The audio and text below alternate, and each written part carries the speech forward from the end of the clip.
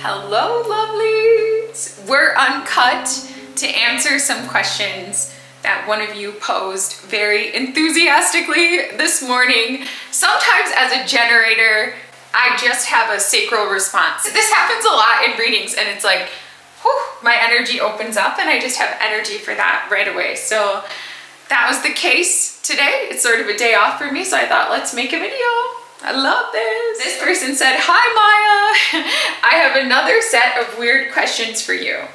Is it at all possible to predict future lifetimes? You are the creator of your lives on earth. So can you predict future lifetimes? You will get to decide.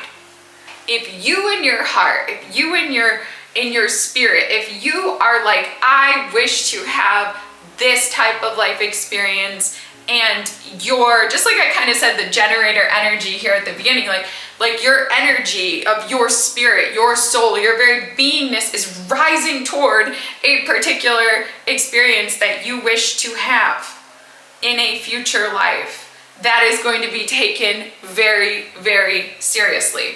Your guides will give you the opportunity most likely to live that life. Now, if it is a life experience that may not benefit you a great deal, they will tell you that. They will say, okay, maybe you already had that experience or that sort of thing. But again, it is my very strong sense that we choose and create our future lives. So is it possible to predict a future lifetime? Yes, it's possible. Yes, you can do it yourself. Whatever this future lifetime is that you are really wishing to experience, you can actually decide. Once you cross over to the other side, bring it to your guides, say, I would like my next life to be this, and they will take that seriously and they will help you to design that life when you're ready, select parents, circumstances, etc. What if there is something in this lifetime that you were not able to accomplish? Can you do something in this life to ensure that it is an option in your next life? Yes, that's what soul contracts are. That is what karma is.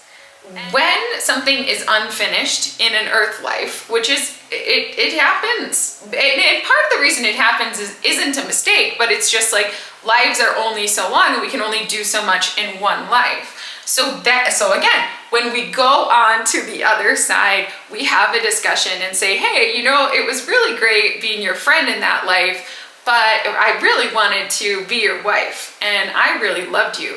And we only got so far, we only developed our love to this extent, but I would like to develop it further. So would you like to make a soul contract that in our next life, we can still be friends again, but this time we'll let our love grow and let's get married and let's have 3 children and let's create this business. And then that person says, yeah, okay, let's do that. Let's finish up where we left off in the last life and let's move forward into a new life. And so that's how like soul agreements are made. Beingness, your soul's decision to experience that makes it so if it's really born from the soul. We evaluate our lives when we prepare to cross to the other side. Right before we get there, we have our life review and we watch our lives and we determine how did that go? Did we show up in the way that we wanted to? And it's sort of like a note-taking process. So when we have our life review, we know, okay, that part, I really liked that. I'd like to experience that again. This, I had the opportunity to do. I said, no, I wish I would have done it. Okay, I want to do that again in a future life.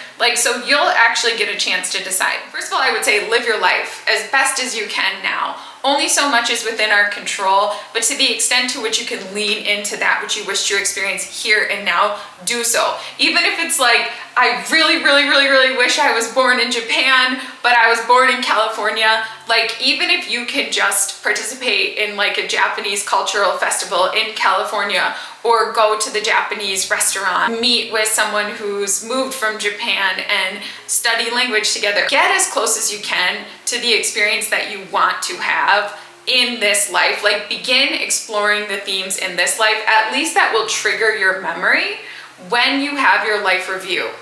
And then you can make a note, yes, I'd like to build a future life around this. So this person said that they lost an animal, okay? And my condolences to you. Oh, our animals are such sources of unconditional love, but their bodies have a shorter incarnational experience. But they love us as much as they can, as fully as they can, while they're here, and then they cross the rainbow bridge, truly. Like, pet mediumship is something that I do. You guys, there's a lot of stuff I do by special request only, and when it comes to mediumship, that's always the case. They need to choose that, like they feel their pet is connected to me or things like that, but it's definitely something that I've done for sure. And I mean, yeah, so our pets, they have spirits. In the spirit world, there's a place where our pets are, and we can go to that place. Kind of think of it as like, it's not this, but like a farm, right? Or like something like that, and it's in the spirit world. We can go there and visit our pets, and it can be a really cool experience, because like if you've lost several pets, you can see them all and gather together like as like a little family there. Like your dog like runs up to you and stuff like that when you make your transition to the other side. They can also visit you now, for example, in your dreams. Or like, I mean, sometimes people report they hear like the little pitter patter of their like pet's footsteps or things like that, like on the floor, out of the corner of their eye, they see them, things like that. So they can make themselves known to us in their spirit form once they have transitioned. And they sometimes have advice for us that's like kind of profound, because they honestly, like if you think about it, like your pet, they watch you like a lot, like they actually, like even more than like your spouse or others, like they will watch you all day. And so sometimes they have advice about like your health or your mindset or friends or family. Like they actually have like guidance for us when they're on the other side. So do our pets transition peacefully, and what do they do in the afterlife? Yes, like our pets transition peacefully. Sometimes like pets will hang on a little bit longer because they have so much love for us, and so they can experience some pain or things like that in the end part of their life. Or they will stay in a sick body for as long as they possibly can because they love you so much. Death itself is a lot like falling asleep, especially for pets. It's just like a natural process, and it's like you close your eyes, like you know when you fall asleep, like you close your eyes and then your eyes open somewhere else, like which is in a dream world.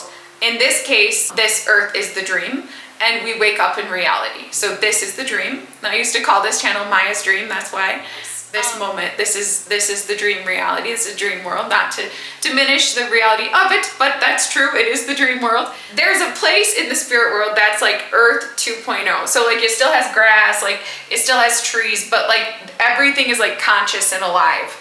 Like the trees are like conscious and alive and filled with light, and this is where the animals go at first. There's big beautiful mountains and like waterfalls, but many grassy fields and things that are filled with balls and like frisbees, like, and but most importantly, the most important thing is other animals. So like they're also filled with other animals, and they get to play together, and they do get visitations sometimes from like human souls who are planning their lives, and they're like curious about different animals and things like that. And we, like I said, we can visit the animal space like when we're on the other side, and we can interact with them. So sometimes they get visitations, but mostly they play very joyfully. And they will often incarnate again. So in this case, I don't think that your animal has already incarnated again. They do incarnate as well. So when they're ready, they will be born again. Incarnational experience for animals can be a little bit different, like the rules of the game, than like for humans. But you could have had a dog, like your family dog, when you were growing up. And then like later on when you're an adult, you could meet a dog again, like maybe at the Humane Society or something, and it's the same soul. Like it's the same soul of the same dog, and it's your dog again. So they often exist to hold space for us or to offer healing, because animals are more unconditionally loving. They don't have as much of the ego. A lot of their needs are provided for, like their safety and security needs, so they're able to be like more heart opened. Often they want to hold space for us and be a source of unconditional love as much as they can, so they can come with us from one life to the next. Yeah, that's it.